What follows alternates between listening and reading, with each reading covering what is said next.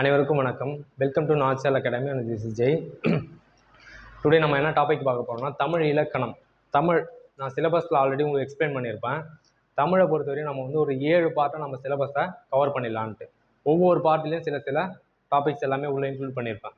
First part நம்ம என்ன பார்க்க போகிறோம்னு பார்த்தோம்னாக்கா, ஃபர்ஸ்ட் பார்ட்குள்ளே என்னென்ன இருக்குன்னு பார்த்தோம்னா, சுட்டு எழுத்துக்கள், சிலபஸில் இருக்கக்கூடிய சுட்டு எழுத்துக்கள், இணை எழுத்துக்கள், வினா எழுத்துக்கள் மற்றும் ஒருமைப்பன்மை வேறுபாடு அறிதல். இந்த 4த்தையும் பார்த்தோம்னா நாங்கள் பார்ட் 1 பார்ப்போம். ஒவ்வொன்றுத்தையும் தனித்தனி வீடியோஸ்லாம் நம்ம பார்ப்போம். ஒவ்வொரு வீடியோஸும் பார்த்தீங்கன்னாக்கா ஒரு 15 மினிட்ஸ்க்குள்ளே தான் இருக்கும். எல்லாமே நீங்கள் பார்த்தீங்கன்னாக்கா கான்செப்ட் பர்ஃபெக்டாக புரிஞ்சிடும். நீங்கள் நம்ம கிளாஸை பாருங்கள்.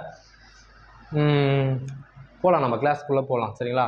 தமிழ் இலக்கணத்தில் பார்ட் 1 நம்ம பார்க்கக்கூடிய ஃபர்ஸ்ட் டாபிக் என்னென்னு பார்த்தோம்னாக்கா சுட்டு எழுத்துக்கள். நீங்கள் எப்படி மேக் பண்ண போகிறோம், நோட் மேக் பண்ண போகிறேன்னு பார்த்தா நோட் எடுத்துக்கோங்க. கரெக்டாக தமிழ் இலக்கணம் பார்ட் 1 போச்சுருந்தீங்கன்னா சுட்டு எழுத்துக்கள்ன்ற டாபிக் கொடுத்துருங்க. சப்ஹெட்டிங்ஸ் நான் சொல்லக்கூடிய சப்ஹெட்டிங்ஸை கொடுங்க. டெஃபினேஷன் அந்த இடத்துல நீங்கள் ரைட் பண்ணிவிடுங்க. அப்படி பண்ணாலே போதும், உங்களுக்கு பர்ஃபெக்டான ஒரு நோட்ஸ் உங்களுக்கு கிடைச்சிரும். உங்களோட ஓன் நோட்டாகவே நீங்கள் படிக்கலாம். உங்களோட சொந்த கையெழுத்தில் நீங்கள் எழுதி படிக்கும்பொழுது அது உங்களுக்கு பல அருமையான ரிசல்ட்ஸை தரும். சரிங்களா? நம்ம பார்க்கக்கூடிய ஃபஸ்ட்டு டாபிக் பார்த்தோம்னாக்கா சுட்டு எழுத்துக்கள்.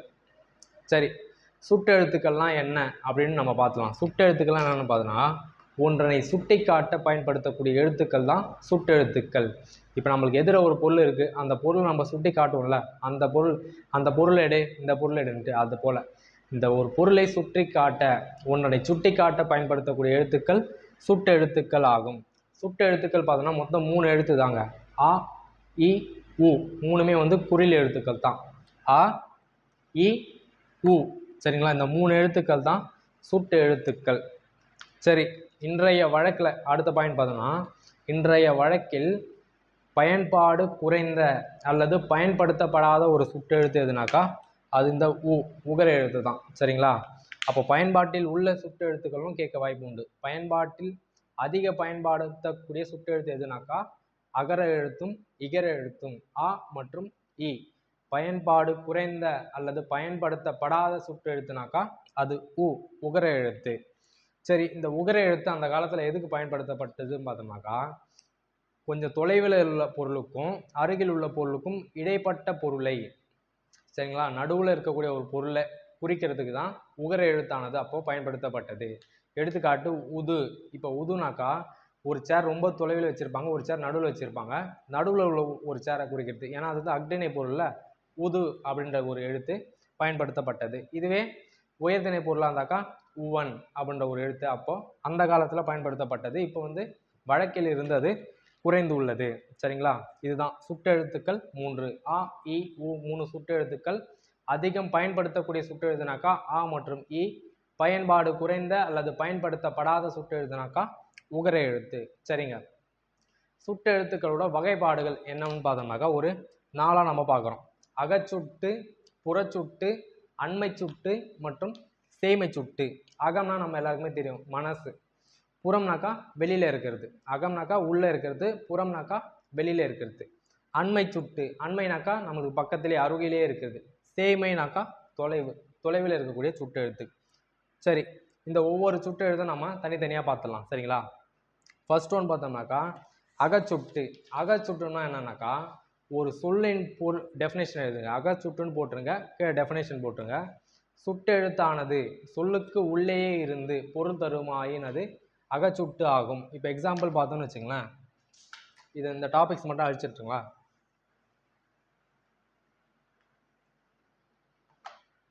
சரிங்களா? அகச்சுட்டுக்கு எக்ஸாம்பிள்ஸ் பார்த்தோம்னா, சரி இங்கே உங்களுக்கு நல்லா தெரியுற மாதிரி கூட எழுதுற பாருங்க.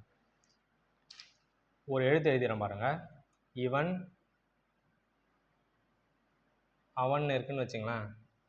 இவன், அவன் இருக்கு. இப்போ இகரம் என்பது இங்கே இந்த ஈன்றது தான் இங்கே சுட்டு எழுத்து. இந்த சுட்டு எழுத்தானது சொல்லுக்கு உள்ளே இருந்தால் தான் பொருள் தரும். இந்த எழுத்தை அழிச்சிட்டோன்னு வச்சுங்களேன், அந்த சொல்லானதுன்னா ஆகாது, பொருள் தராது. அப்படி சொல்லுக்கு உள்ளேயே இருந்து பொருள் தருந்தால் அது அகச்சுட்டு.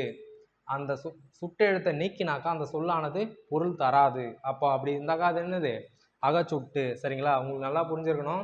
2 பாயிண்ட் தான். அகச்சுட்டுனா என்னென்ன, சொல்லுக்கு உள்ளேயே இருந்து பொருள் தரும். அந்த சுட்டு எழுத்தை நீக்கினால், உங்களுக்கு சுட்டு எழுத்து ரொம்ப நிறைய இல்லை, 3 எழுத்து தான். ஆ இ உ.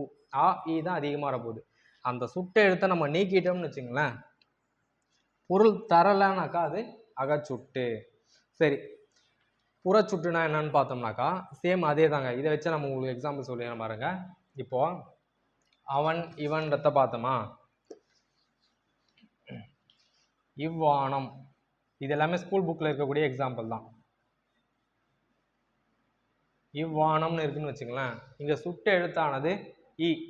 இந்த ஈயை நீக்கிட்டோம்னாலும் அந்த சொல்லானதுன்னா போகிறோம் பொருள் தரும். வானம் என்ற ஒரு பொருள் இருக்கும். அப்படி சுட்டெழுத்து நீக்கப்பட்டாலும் அச்சொல்லானது பொருள் தந்தால் அது புறச்சுட்டு. இப்போ இந்த ஈன்ற எண்ணத்தை நம்ம நீக்கிட்டோம்னாக்கா என்ன தருது? இது வானம்ன்ற பொருள் தருது. இவ்வீடு, இப்போ இவன்னு ஃபஸ்ட்டு எழுதணுங்களா, இது இவ்வானமா. இங்கே இவ்வானத்தில் ஈன்ற சுட்டெழுத்தை நீக்கிட்டாக்கா வானம் என்பது பொருள் தரும். அப்படி பொருள் தந்தாக்கா அது புறச்சுட்டு. இந்த இவன்றத்தில் ஈ எடுத்துட்டோம்னாக்கா வன் என்பது பொருள் தராது. அப்போது அது என்னது? அகச்சுட்டு. சொல்லுக்கு உள்ளே இருந்து பொருள் தந்தாக்கா அது அகச்சுட்டு. சொல்லுக்கு வெளியே இருந்தும் பொருள் தந்தாக்கா அது புறச்சுட்டு. அகச்சுட்டு பார்த்தாச்சு, புறச்சுட்டு பார்த்தாச்சு. சரி, அண்மை சுட்டுனா என்ன, சேமை சுட்டுனா என்ன? அண்மைனா நான் உங்களுக்கு சொல்லிட்டேன். அண்மை சுட்டுனாக்கா அருகில் உள்ளதை குறிக்க பயன்படுத்தக்கூடிய எழுத்து அண்மை சுட்டு. அண்மையில் உள்ளவற்றை குறிக்க பயன்படுது. அண்மை சுட்டு எழுத்துக்கான எழுத்து ஒன்று உள்ளதுங்க. சரிங்களா? அண்மை சுட்டு எழுத்து,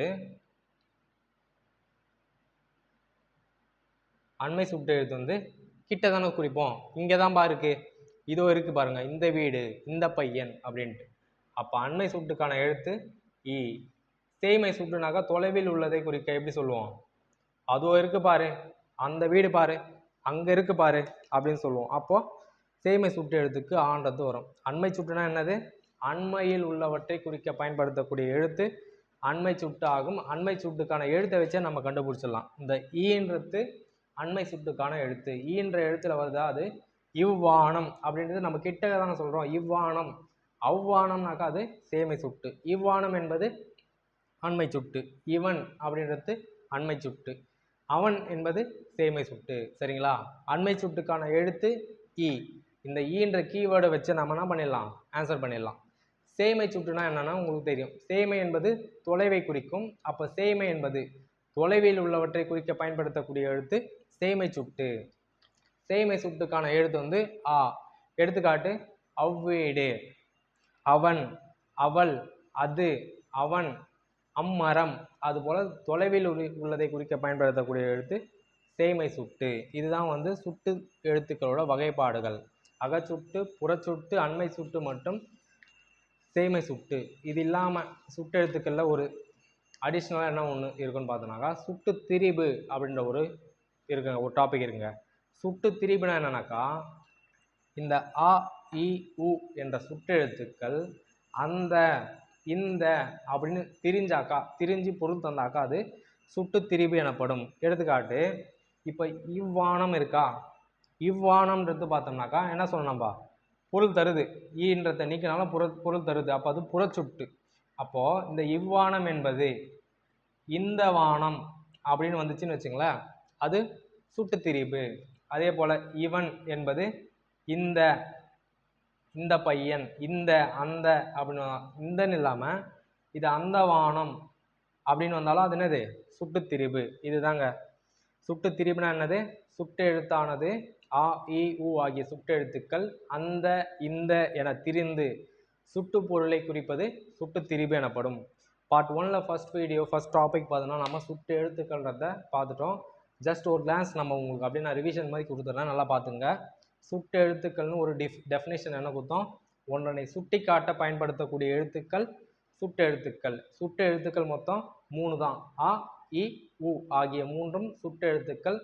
அண்மையில் சமீப காலமாக பயன்படுத்தப்படாத சுட்டெழுத்து அல்லது வழக்கிலிருந்து குறைந்த சுட்டெழுத்து எதுனாக்கா அது உ, உகர எழுத்து. சரிங்களா?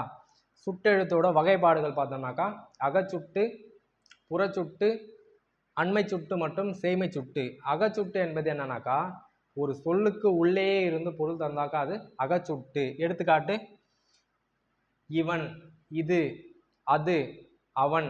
இங்கே சுட்டு பொருள் நீக்கினாக்கா சொல்லானது பொருள் தராது. இது அகச்சுட்டு. புறச்சுட்டு என்பது சுட்டு எழுத்தானது சொல்லுக்கு வெளியே இருந்து அந்த சுட்டு எழுத்தை நீக்கினாலும் அந்த சொல்லானது பொருள் தந்தாக்கா அது புறச்சுட்டு. எடுத்துக்காட்டு இவ்வானம், அப்பையன். சரிங்களா, இங்கே ஆன்ற சுட்டெழுத்தை நீக்கினாலும் பையன் என்பது என்ன தரும்? பொருள் தரும். அப்போ அது புறச்சுட்டு. நெக்ஸ்ட் ஒன்று அண்மை சுட்டுன்றதை பார்த்தோம். அண்மைனாக்கா அருகில். அருகில் உள்ளவற்றை குறிக்க பயன்படுத்தக்கூடிய எழுத்து இ. அண்மை சுட்டுக்கான எழுத்துன்னு கேட்டாலும் இ தான். இதெல்லாம் டிஎன்பிஎஸ்சியில் ஆல்ரெடி கேட்ட கொஸ்டின். அண்மை சுட்டு எழுத்து எது அப்படின்னாக்கா இ. சரிங்களா, இவன், இது, இந்த பையன் அப்படின்னு வந்தாக்கா அது அண்மை சுட்டை குறிக்கும். சேய்மை என்பது தொலைவை குறிக்கும். அப்போ சேய்மை சுட்டு என்பது சேய்மை சுட்டு எழுத்து வந்து ஆ. அப்பையன், அந்த பையன், அந்த ஆசிரியர், அந்த டீச்சர். சரிங்களா, அந்த புத்தகம், அந்த நாற்காலி அப்படின்னு வந்தாக்கா அது சேய்மை சுட்டு. இலக்கணத்தை பொறுத்த வரைக்கும் எக்ஸாம்பிள் தாங்க. அதிகபட்சம் ஸ்கூல் புக்ஸில் இருக்கக்கூடிய எக்ஸாம்பிள் நிறைய வரும். அந்த எக்ஸாம்பிள்ஸ் எல்லாமே நீங்கள் போட்டு பாருங்கள், எழுதுங்க, கைப்பட எழுதுங்க. எழுத உங்களுக்கு கண்டிப்பாக வந்துடும். இலக்கணன்றது நம்ம புரிஞ்சுக்கிறதுலாம் இருக்குது. ரொம்ப ரொம்ப எளிமையாக உங்களுக்கு இந்த கிளாஸ் புரிஞ்சிருக்குன்னு நினைக்கிறேன். நீங்கள் எல்லாமே கமெண்ட் செக்ஷனில் கொடுங்க. நம்மளோட ஃபர்ஸ்ட் வீடியோ இலக்கணத்தில் சுட்டு எழுத்துக்கள்ன்றது எந்த மாதிரி இருந்தது அப்படின்ட்டு நீங்கள் கமெண்ட்ஸில் கொடுங்க. சரிங்களா, நன்றி, அனைவருக்கும் மிக்க நன்றி.